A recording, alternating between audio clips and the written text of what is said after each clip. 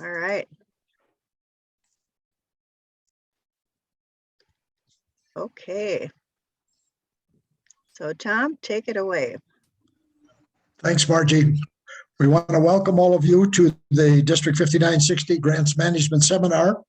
Thank you for taking the time to be with us today, and we hope it will prove to be valuable to you. As a way to introduce ourselves, let me begin. I'm Tom User, the District Rotary Foundation team lead and a member of the Roseville Rotary Club. And I'm Margie Horning. I'm the district grants team lead, but the district grants subcommittee, if you ever were in any other district. And I am from Stillwater Sunrise. Good afternoon. My name is Glenn Bowers. I'm a member of the district grants team and a member of the Arden Hill Shoreview Club. And I've got a few housekeeping rules for you before we really kick off. I'm sure you've been in Zoom meetings for the last 2 years, so not a whole lot different. Please keep yourself muted during the presentation to make it easier to everybody to hear us that are talking. Keep your camera turned on. We want to see your smiling faces and make sure you're not sleeping when you're supposed to be listening to us. If you haven't done so already, go ahead and rename yourself to your little Hollywood Squares picture. And if you don't know how to do that, you hover over your photograph and there'll be 3 dots appear in the upper right-hand corner. Click on those and there'll be a drop-down menu, and at the very bottom, it's rename. So just have to stick your club name at the end of your given name, please. If you have questions as we're going through the presentation for the next hour or so, please go ahead and put them into the chat box, because at the end of the presentation, there'll be time for questions and answers, and we'll be sure to cover all those. Along the way, there's going to be different types of poll questions. And this is to make sure you're still with us and you're paying attention to what we've got to share with you. And again, at the very end, then we can unmute yourselves for questions and answers. If you didn't get one in the chat box, we'll welcome questions from anybody at the meeting at the time. So Tom. Thank you, Glenn. Let me just outline the purposes for this seminar today. We want to share the requirements on grants so that you can put together not only an acceptable, but really the best possible grant. We want to make the process as easy as possible for you. And so we'll be using some examples along the way. And finally, need to acknowledge that the Rotary Foundation requires that a club be qualified to sponsor a grant. So your participation today will help your club qualify for that sponsorship for a grant for 2022-23. If you were here to plan ahead, looking at 2 years out, 22-23, you'll have to come back next year and go through this again. Glenn? I'll walk through the agenda some here. We've already had the purpose of what the grant management seminar is. Tom just shared that. We'll, in a second, hear a recorded message from Dale Quigley, who will be district governor when the grants we're talking about today will be effective. We'll then spend some time, setting the stage for the whole grant process and understanding a little bit better the Rotary Foundation. You may all be experts, but we'll want to make sure everybody knows the same thing. We'll spend some time talking about the difference between a global grant and a district grant. This training today is for the district grants, with global grants, one later this week and one next week, but it's to help you understand what those two grants, what differentiates them. We'll give an update on the available funding for next Rotary year, for which you'll be applying for district or global grants. Talk a little bit how to create a district grant, the steps you have to go through. Share some of our thoughts on tools to achieve success, one in your grant application, but then 2 in the execution of your grant funded project. Talk about the importance of document retention, and I'll be a broken record on this for the next hour and a half, because it's very important to maintain all kinds of documents from the grant process for reasons that we'll talk about as we progress through the presentation. We'll share what we think are some principles of successful grants, things that we've seen really work well for many clubs and many grant projects. And then, like I said, at the end, we'll have time for questions and answers, both the ones you've put in the chat and ones you just may want to vocally deliver to us. So our first check-in, or attendance check-in, is in the chat box. Enter your name and your club. Kathy will use this to help track attendance so that you'll qualify under our rules of being trained so you can get a grant. While you're doing that, I'll turn it over to Tom to make a introduction. And it's my pleasure to call now on our district governor-elect, Dale Quigley, who takes over on July 1. And Dale has a great message to share with us that will set the stage for our discussion for the balance of the day. And either Glenn or Kathy is going to bring Dale aboard. There are lots of reasons that people join Rotary, but for me, it's always been the focus on doing good in the world. And that is what the Rotary Foundation and the grant process is all about. It's about doing good. I don't know how many of you have heard Jennifer Jones' speech about her theme, Imagine. Imagine the world in which you would like to live, where there's peace, clean water, equal opportunity. In a nutshell, where everyone has the chance to reach their full potential. Imagine that world and then figure out how you and your club can move us in that direction. That is the task before you. When you consider your grant applications, please ask, what changes, what projects will have the greatest impact on my community? Sometimes we have just the right club members with their pulse on the community to know what projects we start now will lay the foundation for long-lasting change. Sometimes we don't. So please talk to the leaders in your community.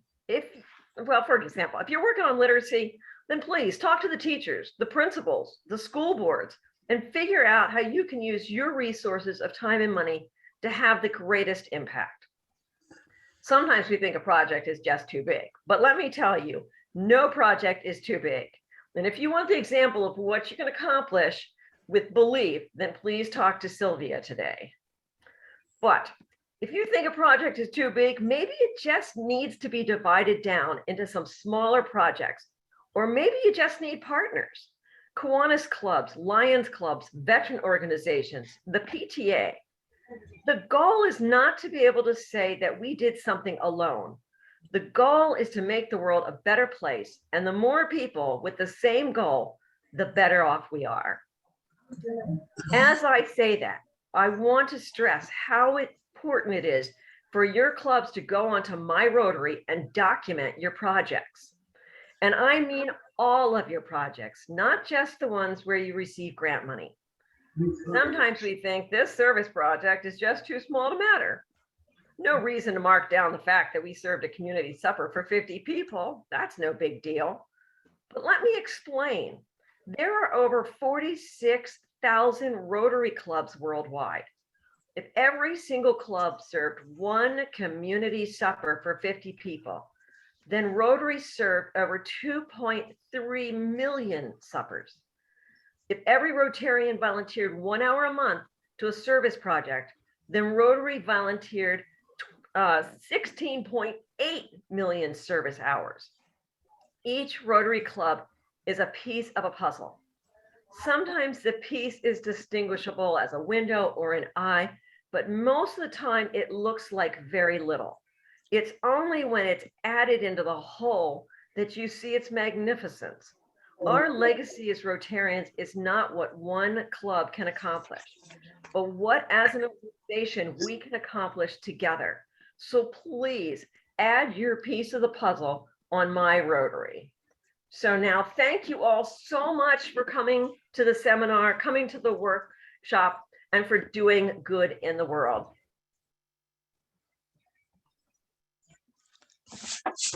And so I think it's time for me to pick up and talk a little bit more about the Rotary Foundation, our Rotary Foundation.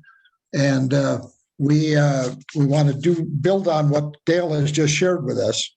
It's really kind of hard to imagine what we do through the Rotary Foundation. But let's maybe take a look at the areas of focus as a way to sort of focus on what it is we accomplish through our efforts in Rotary. Peace building and conflict prevention, disease prevention and treatment, water, sanitation and hygiene, maternal and child health, basic education and literacy, community economic development, and the newest area of focus that was added just this year, the environment. Certainly any global grant that will be put together from our district or any of the districts around the world will have to focus on one of these areas of focus. But as we have looked at all of the district grants, it seems like they can all slide into one, if not more, of those areas of focus. So we do touch people in a lot of different ways. Kyle Haugen last year generated this thought of positive peace. Positive peace is the fulfillment of all needs in a society, where peace can sometimes be mistaken as the absence of war or violence. And of course, that's very much on our minds these days. There is a broader definition that focuses on creating a fair, just, and fulfilled society. And I think that's what Gail just talked about as well. So some of the examples in our district that might focus again on a piece of the positive peace picture, the Hudson Daybreak Club decided to address a need during the pandemic with a shortage of food. And so they sponsored a district grant to help fill the shelves of a new food bank. The food bank serves 35 food pantries and additional pop-up pantries, and they didn't do it alone. 9 other clubs partnered with them to get the job done. That was definitely creating a peaceful society at that point in time. Another example of the Rotarians creating positive peace is the White Bear Lake Club's grant for improving the living conditions for teachers in a school in Kenya.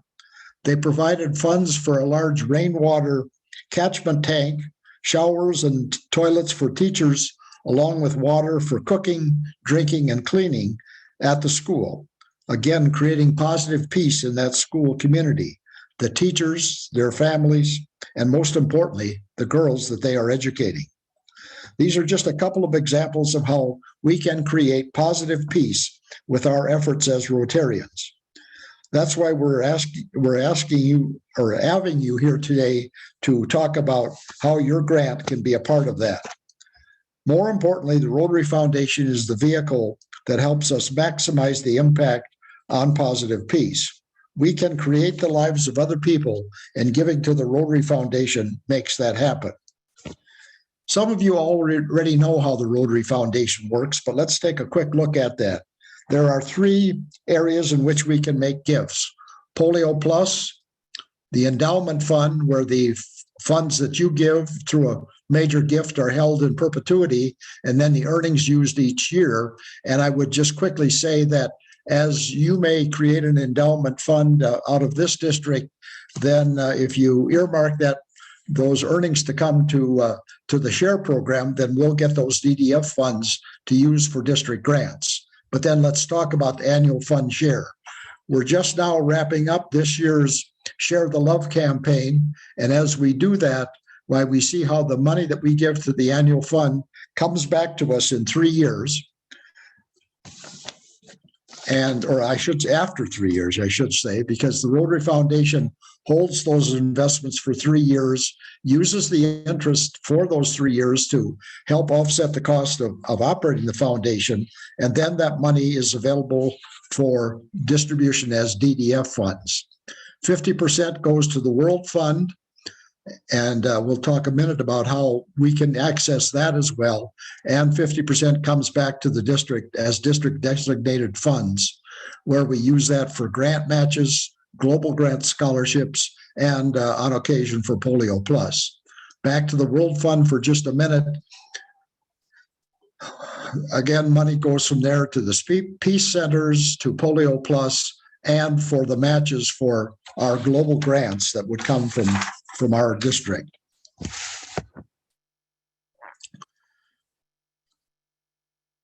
One of the things I would like to have all of you take back to your clubs, if you will, is that giving to the Rotary Foundation's annual fund is important because it brings the DDF money back to us. Please encourage, if you're the incoming president or otherwise encourage your president-elect and your district foundation chair to set a goal for the annual fund and for Polio Plus and to post those so that we've got something to track against and hold out there as a target for members of your club. As grant sponsors, make sure you're promoting the Rotary Foundation every chance you get. Watch for examples of previous grants that you funded and report to the club, and or watch for notes that may be available at the district website on the monthly newsletters, and tell other members of your Rotary Club what we're doing to support the Rotary Foundation. Margie, it's all yours. All right, well, we're going to take a look at the difference between the two grants, between global grants and district grants. Let's take a look at district grants first. District grants are a tool for Rotary districts to support short-term humanitarian projects that benefit a community. Now, as far as location, a district grant can be anywhere. They can be local or they can be in most international countries. Typically, they're smaller in dollar amounts and smaller in scope.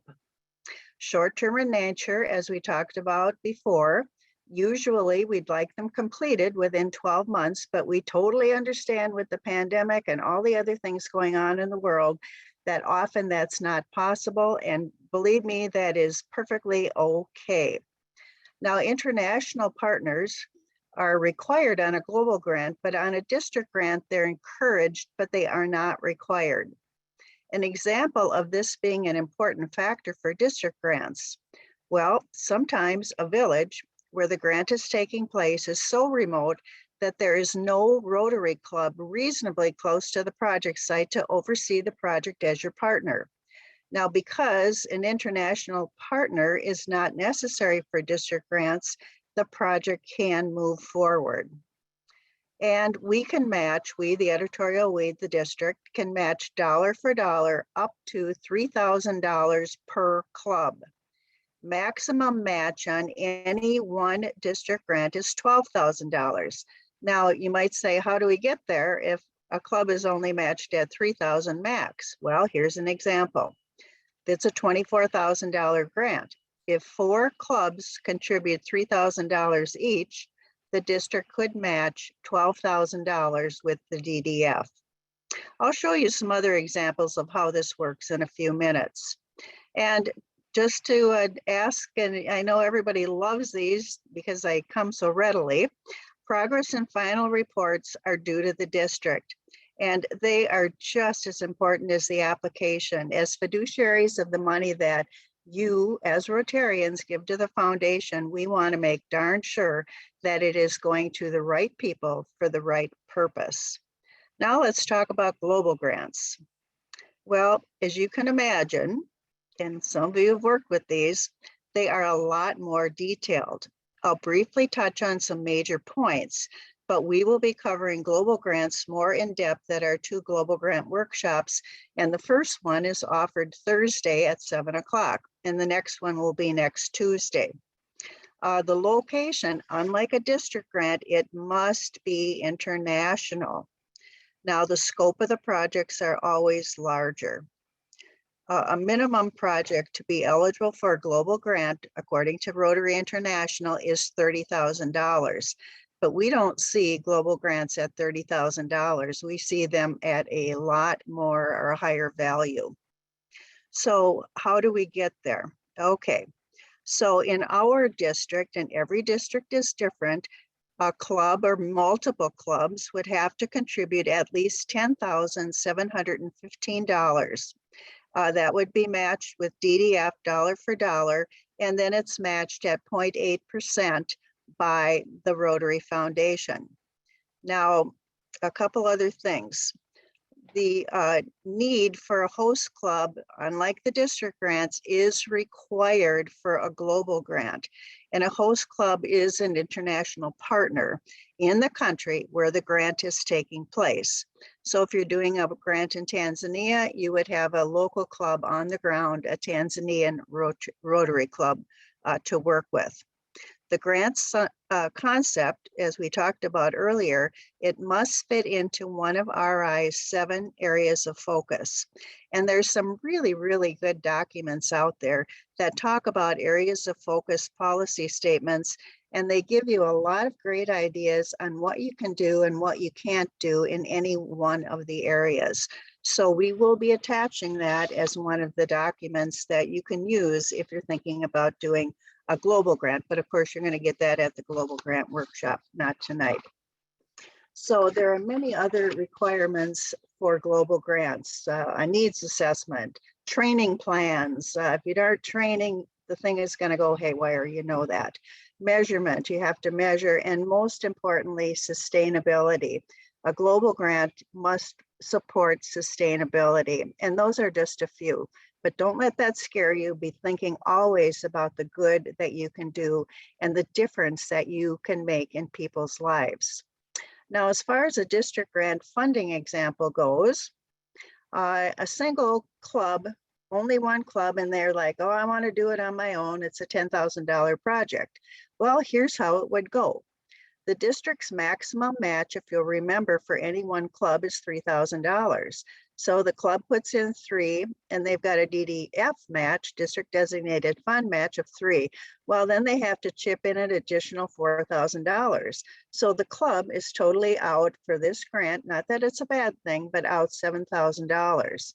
But now my favorite is where multiple clubs participate in the same type of a grant. So it's a $10,000 grant. 2 clubs involved each put in $2,500.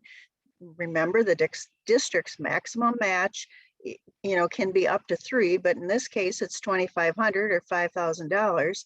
So by getting other clubs involved, you can request more DDF, okay, or what would be the district match for your grant.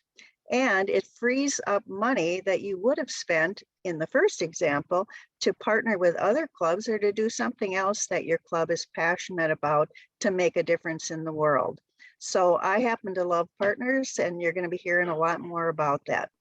Okay, so now back to Mr. Glenn. Thanks, Margie. Well, as we've mentioned, district grants can be done either locally or internationally. And so we wanted to show you a couple of projects as examples of how to do both. Here's a couple of local grant ones. 4 clubs on the left. It's an example of 4 clubs showed a renewed interest in creating a better environment by sponsoring grants that include pollinator gardens, distributing pollinator-friendly seed packets, and eradicating Eurasian water milfoil from a local lake. On the right, in a desire to serve veterans, the Elk River Rotary Club took the Shark Tank bait and applied for a grant to purchase a 6-passenger electric transport cart for the Magnus Veterans Foundation. This cart is being used primarily to provide assistance to veterans with mobility issues as they navigate the grounds while seeking treatment and participating in Magnus Veterans Foundation programs. These grants are proof that small clubs partnering with other clubs can make big things happen. Now, moving towards the global grant or district grant, being done internationally. On the left, it's a village in Uganda will soon have a supply of fresh potable water for their community. Local labor is being used to dig the trenches where water pipes will be laid. The best news is the international relationship that is being forged with the Mbale Club in Uganda. As Rotarians in District 5960, we have the ability to extend our reach beyond the boundaries of Wisconsin and Minnesota. Now, in the other photo, we see another example in which Solar Light Project in Ethiopia. One Roseville Rotarian saw a need in a small farming village and jumped on a solution. Solar lights were purchased and distributed to 225 families. The project will provide lights for the community who are not able to get electric lighting since they're residing in a very rural part of Ethiopia. The lights will help their school children get enough study time for their schoolwork and learn and prosper more in life. Thinking about it, the global grants, another example here. Excuse me. Stillwater worked with the Bangui Rotary Club on a global grant that addressed the medical needs of women and children in rural the Central African Republic. As a result, a medical clinic in the Central African Republic was the recipient of medical equipment and supplies. Education and training for the mothers and the medical staff was a big part of the success of the project. Visits to the clinic in just December last year exceeded over 1,000 visits. Another global grant example from using our foundation dollars in action is this global grant in Peru.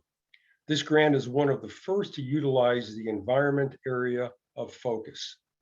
Families in the small agrarian community of Wheelock participated in building their greenhouses and were trained in new sustainable farming practices.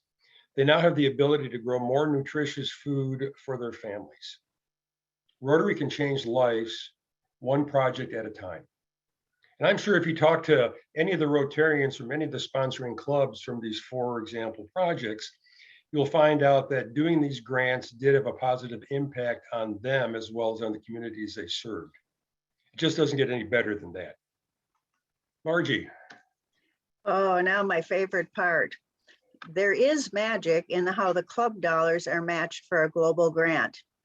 The minimum amount that we talked about earlier of a project funded by a global grant is $30,000. So how do we get there? Our district will use district designated funds, or DDF, to match club contributions 1-to-1 with a limit of $25,000. The Rotary Foundation will match that DDF on a 0.8-to-1 basis, or 80%. $10,750 in club or multiple clubs is increased to $30,100 because of these matches. Now, I don't know about you finance people, but I happen to think that's a pretty doggone good return on your dollars. So the investment we make in the Rotary Foundation's annual fund really comes back double and triple fold in many respects. And like I said, the generosity of Rotarians just like you make that happen. So Glenn, take it away. All right, so one question people have is, what does next year look like when it comes to the pool of money that we're going to have to be able to give the clubs as DDF to help with their projects? Well, in this current Rotary year, the grants team was able to fund 20 district grants for a total of almost $92,000 worth of DDF. But with the money put in by Rotary clubs, partnering organizations, individuals, the entire project budgets for these 20 projects was over $291,000. So big impact with funds and the great multiplier with the district DDF. So what are we estimating for this next Rotary year? And it's going to be about what we had this year, approximately $92,000 that will be available to be used in district grants, DDF. So again, how do we, Margie's talked about this in great detail. Of that $92,000, it'll be up to maximum of $3,000 per club, $12,000 per grant. So, issue we've had over the past several years is there's been a more of interest in getting a grant. So we've had more requests for grant funds than we've had available. So we've had a shortfall. If there is a shortfall, we try to be as fair as all concerned as possible in allocating our DDF. And the grants team uses a matrix for this calculation. Tom. And let me go into how that matrix works. We'll take a quick look at this. And if you have any questions, please send them our way through the chat line. But we take a look at the per capita giving from your club over the last 3 years. We take a look at the club participation in grants over the past 3 years. And we also take a look at grants that your club has sponsored over the last 3 years. And then finally, we do conduct a evaluation of the project. This becomes subjective, but again, it's done in the way of the 4-way test, and to make sure that the purpose of the project you're proposing is one that is appropriate for our district to support. Now it's time for the first poll question.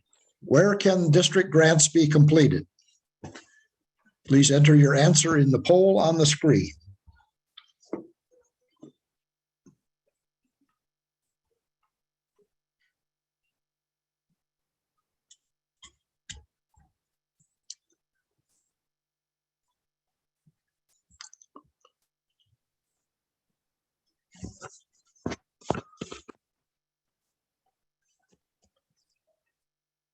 And we have completed the poll. Thank you for that. Margie is going to take us through the grant creation process in a minute, but I wanted to first make sure that you understand what are the requirements for your club to be qualified for a grant. One is attending this session. A second is to be in good standing. That is, that your dues are current and all grant progress, final reports that you're already involved in are up to date. And finally, that the MOU and addendum signed and submitted, this should have been copies emailed to you in the last few days. Margie? Okay, now we're going to get into the details of creating a grant, but mainly a district grant. All right, I got to get rid of that on my screen. Okay, the focus of this seminar is district grants, but the basics are still pertinent for global grants as well. So first, what do you have to do? You have to come up with an idea, and the projects would be ones that support the goals and the mission of Rotary International and the Rotary Foundation, and ones that promote Rotary awareness. Now, good grants engage members and they support meaningful service projects and provide a meaningful impact long after the grant is completed. So how do you do that? Well, you can brainstorm with your club. Make this a fun event. You never know where a great idea may come from. And like we said earlier, projects can be local or international in scope. So think outside of your community if that's what your club is passionate about. Respect the wishes of the receiving community. Is the project something the community wants and needs? Does it strive to understand and appreciate the culture and the community's traditions? So ask yourself those questions as you're planning your grant. Rotarians should be directly involved, and that doesn't mean just fundraising. The project can't be one that has already been started. It must be a new project. And the grant application, and Glenn's going to show that to us in a minute, on page 2, they have a whole list of eligible and ineligible projects. So if you have any questions about something, you're really thinking outside the box, which we certainly encourage. And if you see it not listed there and you're kind of still wondering about it, please contact me or any of the other mentors, because we can help get that clarified. If we don't know the answer, we will contact our Rotary individual that we work with at the RI office. So at any rate, page 2 of the application, which you will be given, Kathy will email that to you tomorrow. Okay, so now you've got this great idea. So how are you going to make it come to fruition? Well, you're going to build a team. And the team is 3 people. And these projects are the project champions. Now, they can be built 3 different ways. It can be a lead or a primary contact, which is sort of like a project manager in the real world, or an emotional lead, somebody who's really, really passionate about the particular project. The second person might be the finance person. They would be in charge of the budget, fund management, and stewardship guidelines, and proper record keeping. Promotion. This person would be the one that lets every single person in the club in the world know what the heck's happening. Don't hide your project underneath a bushel basket. You can use print media, social media, Go talk to other clubs, anywhere you can.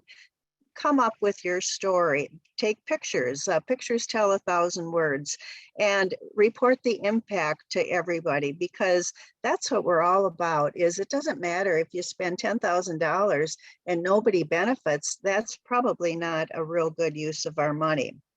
So make sure that every single person on the team knows their roles and is on board with the project. Now, one caveat I would like to say is to watch for team members or potential team members who have a possible or a real or a perceived conflict of interest. Someone who works for the organization benefiting is probably not the best choice for a project contact. All right, well, now we have in our district a whole team of mentors. So once you get to the point, I think our club wants to do something, ask for a mentor, and you can contact me or anybody else, and I will assign a mentor to you. Now, the mentor will assist you with defining your project's concepts, acceptability, and putting that idea onto the grant application. Don't get scared away just because it looks like it's more than one page. And your mentor will walk by your side and help you navigate the ins and outs of the grant project from the beginning to the final report. So now you've got things under control. You've got a mentor. Now you have to build a plan and set the budget. Well, describe your project. Put the description of exactly what you are requesting the grant funds for and how much you are requesting in the first sentence or paragraph. Now, the 22-23 application, we've made that real easy for you because we've got 2 bullet points where you fill in that info. In other words, don't bury it 5 or 6 paragraphs down, okay? Be very clear. Stick to the definition of the project and how it will benefit the intended beneficiaries. Try to stay away from adding a ton of language that really is not pertinent to the project. And like in all good things that we write, use compelling language. We want people to participate and to really understand the depth and the great things that this project can possibly carry out. We also talked about Rotarians need to be involved. So you would be stating how the Rotarians are involved. A couple of examples. Those of you that did pollinator gardens. Hey, we'll help clear the site for the pollinator garden. Or we interviewed the organization to explore their needs and based our grant on that input. So there's a lot of ways that Rotarians can be involved. Now figure out a reasonable timeline. We would like it to be done within a year, but we certainly understand with all the things going on in the world that that may not be possible. Do not let that be a hurdle or a stumbling block. Now get estimates, because we're talking about the budget for the components of your project. Don't guess. The budget should be a reasonable snapshot of what your actual expenses will be. Indicate who will own and maintain the equipment and operate and secure the items purchased with the grant funds. And just as a reminder, a Rotary Club or Rotarians cannot own the equipment. And I would be remiss if I didn't discuss OFAC, and that is Office of Foreign Asset Control. This happens to be a requirement of the United States government. The US government does not want money being diverted to terrorists. So if your grant is in a foreign country, we would check the list, which changes often, to see if the country you will be working with is on the list. But that does not mean that your project can't be done. You just have to complete the OFAC review checklist to assure Rotary that your money is not going to be put in the hands of any terrorist or person that would be against the thoughts and mission of Rotary. And your mentor can help you overcome this hurdle. Okay, so now you're almost to the point. You submit the proposal, which the deadline is June 3rd, 2022. So it's the first Friday in June. You only need to complete the first 4 sections of the grant application for the proposal. So you're just sort of fleshing it out. It doesn't mean it's cast in cement at this point. So you'd email it to your mentor and they'll work with you if it needs tweaking or a little more explanation or, ways to improve it. But the proposal will be approved by the grants team and the DDF will be allocated at a special meeting on June 17th, which will be conducted virtually via Zoom. And like last year, we had 20 different clubs come up with 20 different ideas. They told us all about it. And, it's a great place to get partners if that's what you're looking for, because many of the clubs have some extra money and they'd like to partner. But if they see at the June 17th meeting, gosh, that sounds like something my club would really get behind, you can offer to help that club out with the financing, because remember, together we can do a ton. Okay. So the grants team, we talked about this earlier, but they use 3 objective criteria and 1 subjective one. And that is how the dollars are split if there is a shortfall. And you'll, right after that June 17th meeting, I'll send you an email telling you how much DDF was allocated for your project. But do not start your project, because there's a few more things that the district has to go through before the block grant is approved. And the block grant means that, to use last year as an example, all 20 of those grant ideas are put together in the block grant and sent to RI for approval. Now, if one of them's a bum idea or Rotary, the person says, no, we're not going to allow that, that holds up the block grant. So that's why when a couple slides ago, we talked about being clear and, really saying exactly what your project's going to do, that really helps to make that block grant go a lot more smoothly. So once the block grant is sent off, and I do that I hit the button before July 1st, and RI looks at it and they'll come back and they'll either approve it, but usually that is not until the middle of July. So again, do not start the project until you get the green light, and that would be the middle of July. So that's about it for a lot of the semantics on creating a grant. Don't be thinking it's too much work, because I know you can all handle it. All right, thanks, Margie. Kind of like what we've talked about some is the front end, the concept. I think it was a concept paper, because sometimes people get confused, because on the same document, and we'll show it later, it's got proposal and then application. Part of the funding, you want to get started. It's never too early to start trying to pull your funding together. If you have it all in place before you submit your proposal, great. You've done a lot of the work. You may have to adjust some depending on how much DDF you actually get, but that's a great start. But for the application, when you submit it, you have to have all those funds in place. If you need partners, reach out to other clubs and ask for help.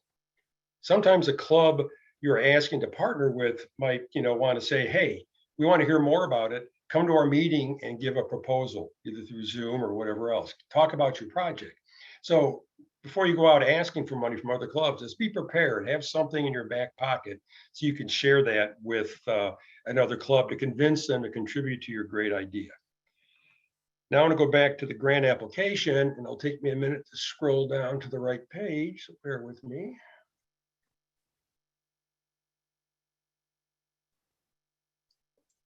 Glenn, if you can, FYI, scooch back up to the first page where they click either proposal or application. Yeah, I was going to think about doing that. And this is what we're talking about, where proposal versus application. Let me get rid of this thing, if you can see it. So like Margie said, you do the first sections 1 through 4 in the application. It's a very similar document. You just take what you had, get rid of the check here, and do the application and add all the additional required information. Thanks, Margie. So that includes your budget and everything else, but here's your financing. So this is what you have to have in stone before you can resubmit it as an application. And so all the clubs, if it's just your club, what that cash is, that's you're putting in, and all the other clubs. And you'll have been told after the goes through the presentations and on the 17th of June, how much DDF you'll be getting. Like we said before, we'd like to give a 1-for-1 match, but if a whole lot of clubs ask for a whole lot of money, that's not always possible. So you'll be given that information to add into here. And if you're, if you're getting from other districts and other clubs, and even if you're getting from non-Rotary partners, some other Kiwanis, or for example, is working with you, you would put that all in there.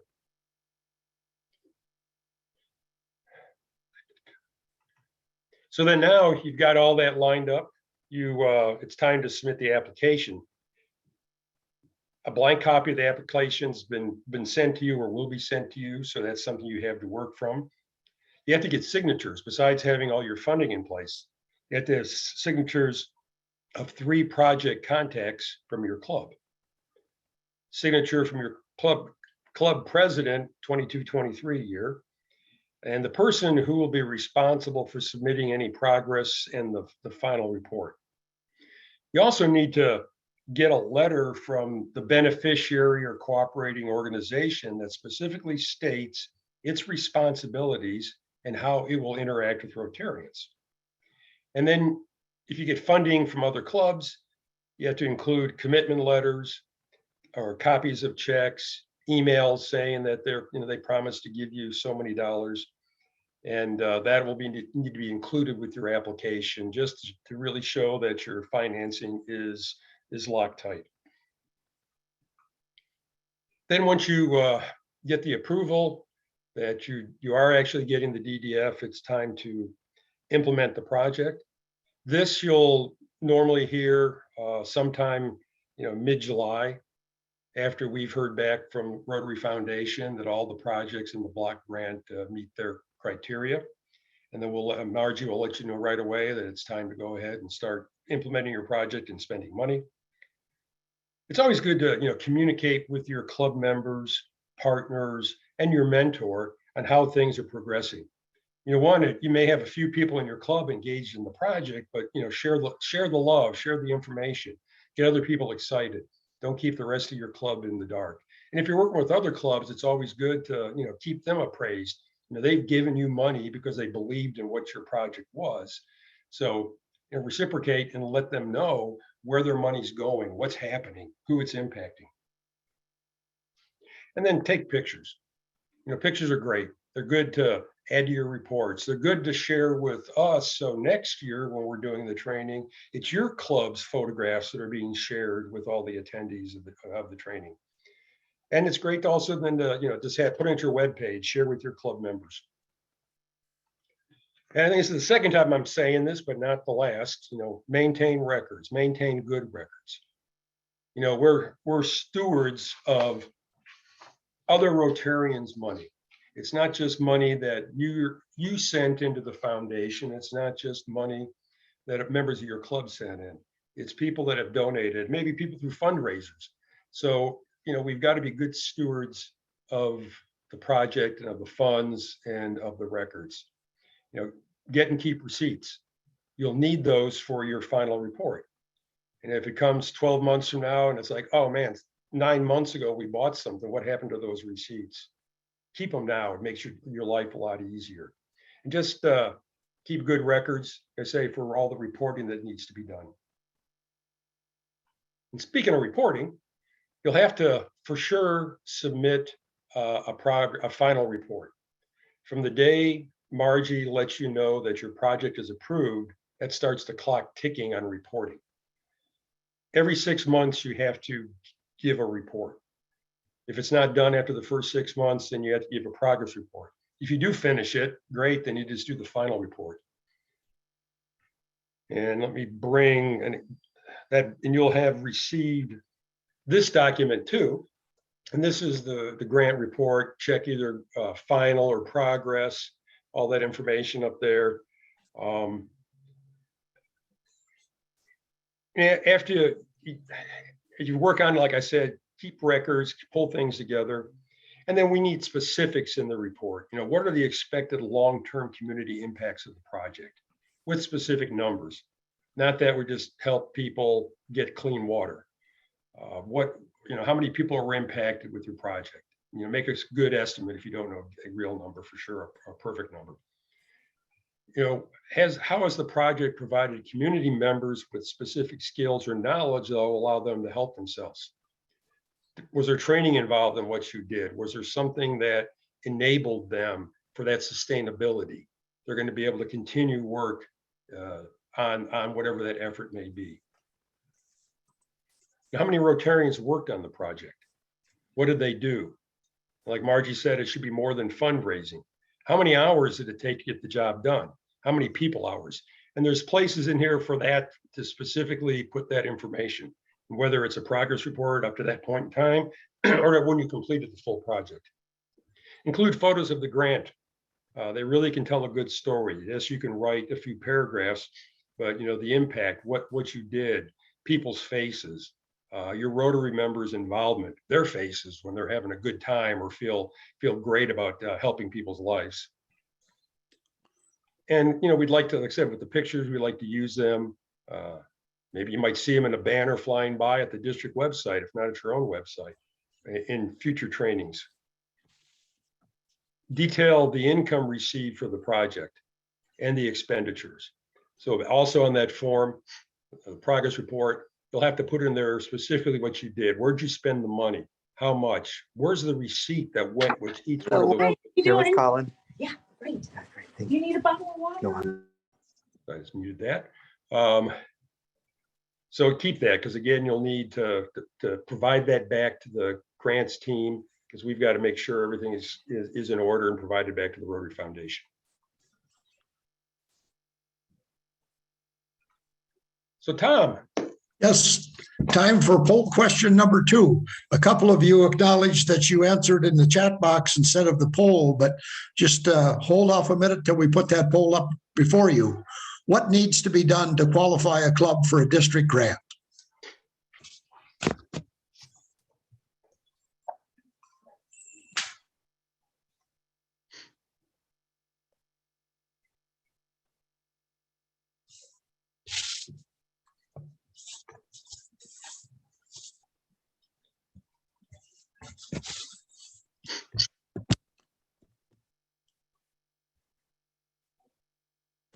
And I think we are done. Yep. And people paid attention. They did. So Margie and Glenn have just gone through a whole ton of information. And, a couple of you have raised some questions in the chat box that we'll attempt to respond to now or certainly get back to you. But don't think you're alone in this whole project, because we have a lot of tools and resources that are available at your disposal. As Margie mentioned, one of the first bring an idea forward, you'll be assigned a mentor. And I can't emphasize enough how valuable those mentors will be. As I've participated in the monthly grants team meeting, the mentors are always there. They're the ones who follow up with specific clubs based on an issue that has come up regarding a particular project and so on. So they're there to work with you all the way along the process. Secondly, Jim Hunt, our current District International Service Chair, can be a very valuable source of information if you're thinking about conducting a district grant internationally or as you begin to plan for a global grant. There's also a quick reference guide. I think you already have received a copy of that. If not, it's available, and let us know and we'll get that to you. Again, I'm just going to emphasize again, the whole grants team is there, and they will work with you, answer your questions and so on. There are plenty of other online resources at the district website and at rotary.org. All you need to do is ask. And now our next poll question. What is the deadline for submitting proposals for 2022-23 district grants?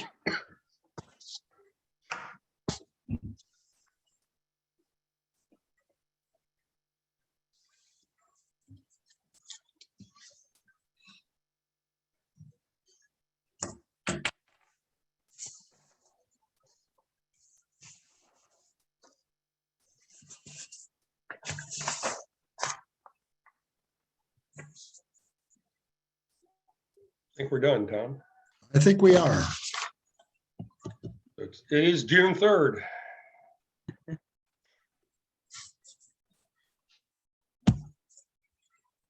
All right. This is the third time I'm talking about document retention, so it may be important. Why? Like I said before, we're fiduciaries of the funds we receive at the district and then back down to the clubs. So it's our job to make sure the dollars are spent appropriately. And then two, I think it helps with the club's institutional memory. If the people on the project leave and whatever happens, and now 2 years, 3 years from now, your club's applying for another one, what happened? How did we do it last time? So this helps the process down the road. Whoops, and I got to go back up, sorry. You know what? That's receipts, invoices, letters from vendors or beneficiaries, your grant application, copies of the progress report, copies of the final reports, pictures, lots of pictures. And then the report itself. I mean, that's to recap what you did. What was the cost? Who benefited? What was the impact provided? Proof that the funds were spent appropriately. This is a report back to, it's something you have to do, report to the district team, we report to the foundation. But also by pulling together, it can help you tell that story to your club members, to other clubs that helped you, to people when you're trying to ask them for funds. You can say, hey, this is what we did, and this was the impact we did. You contribute now through our fundraiser or something else, it can happen again. So what do we think, through the experience of years with the program, what do we think are some of the principles of successful grants? One, that's, have a needs assessment. This is required once we get into global grant training later, if you participate in that. A formal needs assessment is required for global grants, and there are criteria around that, how you do it, what needs to happen. But like Margie said earlier, you want to make sure you're doing something that the recipients really want, really need. You may have an idea, but it's really not addressing the basic need. So it's always good to do some kind of needs assessment. Have an organized implementation plan. Like in anything, if you've been involved in the workplace and project management, and you got to know what has to happen first, second, what's the budget, what's the timeline, who's going to do what. So that'll help make your project be more successful. Frequent partner communication and teamwork. Mentioned that before. It's working together within your own team, between clubs. If you're working with somebody, another party out of the country, some NGO, whatever, it needs good teamwork. And through that, it's a lot of good communication. You want to share with your club members the things that are going on. You want to share the success, the impact you're doing to help people. And you want to share with those other clubs that gave you money. They want to know, what do their dollars go to? Did it really have an impact? As Margie said about sustainable, global grants have to have a strong sustainability component to it. But you just don't want to, if you use it internationally, for an example, and you buy something and send it to some remote village and people don't know how to operate it, or they can't repair it, they can't get spare parts, they don't have the fuel to run it on a reliable basis, whatever. So those are kind of the things that could impact sustainability. Other things is you don't want your projects to be one-off. You want to have it grow and multiply in its impact. And proper stewardship. Stewardship, what we talked about with respect to the finances and other things, but you got to remember that the Rotary name adds integrity to any project. And we've all known from life experiences and what we've been told, it's real easy to mar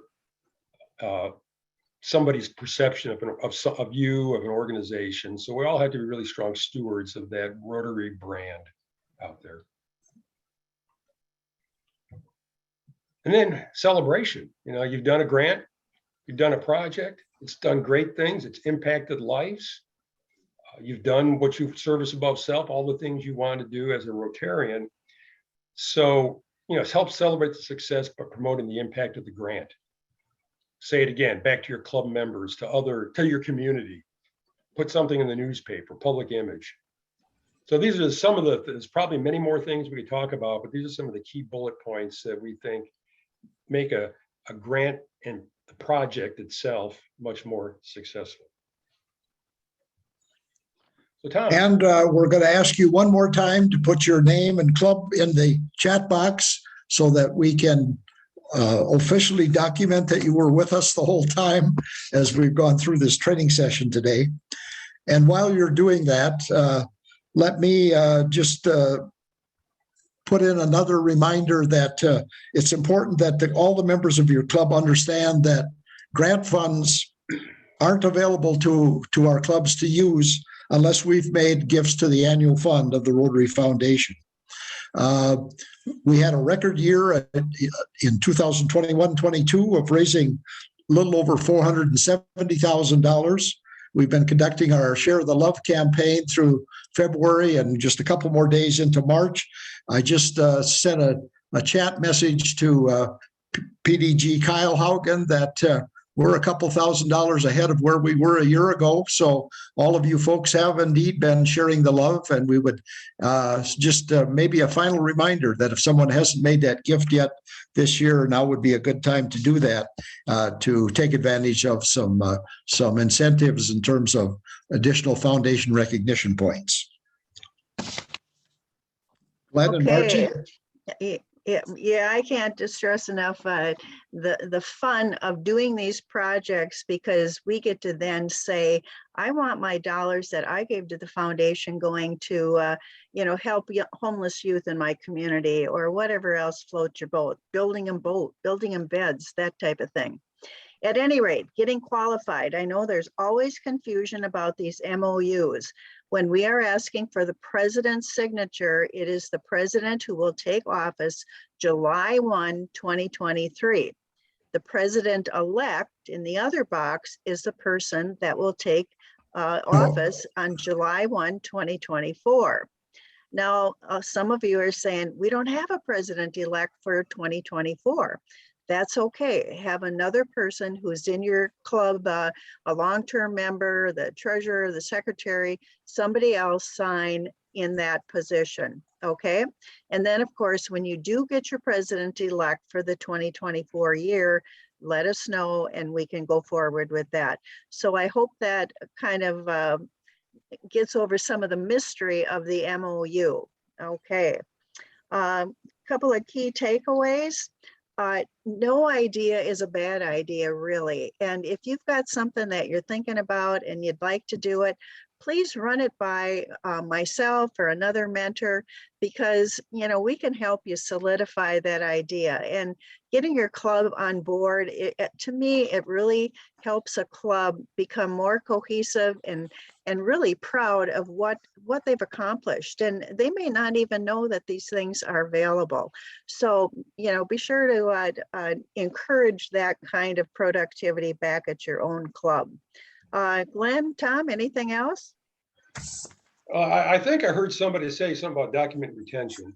Oh. So that's probably a good thing. And then photographs. I mean, He's the Gestapo, you guys. photographs I are would- important to share with your, not just reporting, but with your public image efforts and your club members and those type of things. So please remember to do that. And I would just build on that in terms of good photos of that reflect the people that are being served by the project. We've tried to include a little one-page summary of individual projects this year through the weekly Share the Love campaign. And it's just so important to have that kind of information that we can quickly put together and share across the district.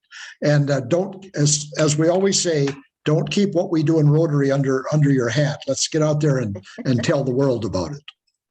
Yeah, for sure. Don't hide it under a bushel basket. Okay, we had some questions. Jigger-do here. For some reason, I can never find the questions. That's a technological impact here. I think. Margie, we have one from Michael. And Okay. his question, it's from Lauren Anderson. All Her right. question, she has a question regarding global grants. Okay, or excuse me, Michael had a question. It's how much overlap is there between this Zoom meeting and the one for global grants on Thursday? not any. Global grants are a lot more, anybody who's done a global grant, they're a lot more complicated. And we really are trying to take the mystery out of some of the things that RI is really looking for, that is often missed when somebody puts a global grant in for submission, and then they get all kinds of questions back. So the global grant seminar really addresses things specific to the global grant. It's not an overlap, because that would be a bad use of our time as well as presenters. Because remember, we're here 3 times for grants management seminars and 2 for global grants. So I hope that answers your question. We have a couple questions from Janelle Erickson, White Bear Lake. Okay, Janelle. Her And- first oh, I- one is if RI doesn't approve the grant until mid-July, the district clubs need to have their budgets completed by July 1. If we shouldn't start until after mid-July, how can we expect other clubs to support? Okay, first of all, I don't think that district clubs have to have their budget ready by July 1st for their project. Many clubs are still fundraising June. I mean, they're fundraising into January, February, you know, with other clubs to help them support their particular grants so they can get it, you know, all their funding in place. So I don't think that you have to have your budget secured by July 1. But if you are presenting your application, that's when all of your funding needs to be in place. So I hope that answers your question. And it is true, RI does not approve our block grant until mid-July. Remember, these people work down at RI, and they are getting block grants not only from our district, but from 500 other districts. So they're sort of inundated with work at that time. And that's why it is so important that when we put the block grant in, that each and every grant that your club puts in, the many clubs, that they're crystal clear on what is the purpose of this grant and what do they need the money for, and does it fit with the Rotary mission? So I hope that answers it. Otherwise, Janelle, you and I can talk Yeah. later about that. I'm actually her mentor, Margie, but Oh, good. yeah, and I can answer another way too, is that when you submit the application, you may not, it's nice if you have checks in hand from other clubs and you take a picture or scan of it. But what works equally as well is if you have a letter or an email from somebody from the other club, the club president, saying, we pledge that we're going to give you $500 for your grant XYZ, because that counts just as well, because that's a 4-way test commitment of funding. And then Janelle, you had another question about if you're working in a foreign country, what are things that because many Rotarians here, like say in Stillwater or White Bear Lake or Arden Hills Shoreview, they can't travel to that country. Well, what do? If you have a partner on the ground, which of course is required for a global grant, you know, often they're requested to go check out the project once it's being started and as it continues through the progression. But now on a district grant, and you're working with a foreign Rotary club, with the advent of Zoom, I have heard so many clubs have just really vibrant meetings with the clubs on the other side. So again, it's building that international relationship that will foster more grants and more, you know, compassion for that particular country as we go forward. So there's a lot of ways that you know, things happen besides just fundraising. Managing the project from here, looking at quotes, you know, just all kinds of things like that. But there's a lot of ways that Rotarians can be involved besides fundraising. So any other comments on that? Any other questions?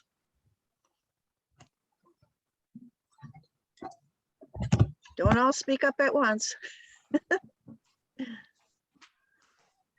All right. Well, if you have questions in the future, you think, darn, why didn't I ask that? Please contact me or Glenn or Tom, and we can work through them. But Actually, Margie, I see one further upstream in the chat and was wondering about getting a copy of the slides because they don't want to take notes like crazy. Well, actually, Oh. there's a lot of documents you'll be given too that Tom Sure, wanted. we can send them the PowerPoint if they'd like that. I see Jim has got his hand. Jim from Barron County, Barron County Sunrise. Jim, do you have a question? Yeah, from the sounds of it, it wouldn't be real feasible to start a project right now for next year to make the June 3rd deadline this year, would it? You're talking about a district grant? A district grant or, well, any grant, but Oh, Let's heck say yeah, district you've is- got plenty of time. You just have to come up with a concept by June 3rd, an idea like, yeah, I think we want to add some equipment to that wonderful playground you guys have up in Barron County. You know, you don't have to have it, you know, your concept has to be, you know, thought out, and this is something we'd like to do, but you don't have to have it, you know, ready to go on July 1. You've got the whole year to work on it. So Okay. no, don't let that deadline, you know, scare you away at all. So, okay. And if you've got, you know, specific questions or whatever, we'd be happy to chat with you guys. Because you know how to And- put a grant together. And Mary has a question. When will we be assigned our mentor? Well, when you ask for one. Okay, who do I ask? Okay, Margie, okay, so Prior Lake would like one. Yes, All please. right. All I right. have a, sorry, this is Janelle again. I have a clarifying question. So the proposal is due June 3rd. When is the application due? It's due by June of 2023. So you have a whole year Oh, to got put your it. yeah. Okay, thank you. That clears up my Yeah. confusion. Yeah, Thank you. that's why, you know, a lot of clubs really get out of their comfort zone and they say, you know, I want to do a bigger grant than just a $1,000 grant or something like that. And they need to do fundraising, and that's where you tell your story to other clubs. And sometimes that takes a bit of time. I know, I've done it many times, and you know, but it really gives you a great joy to be able to tell your story and to say in the future, you know, this is really a difference, what a difference we're going to be able to make in the lives of these people, you know, because they're folks just like you and I who want the best for their children and their families. Okay, so we can talk later too, Janelle. Or Glenn is a perfect mentor, so you're in good hands. Anybody else? Other than that, I want to thank you all for attending the Grants Management Seminar. And we hope that you took away information that will help you in the grants process, and that you're looking forward, that's a positive thing, to creating positive peace in the world through your grant.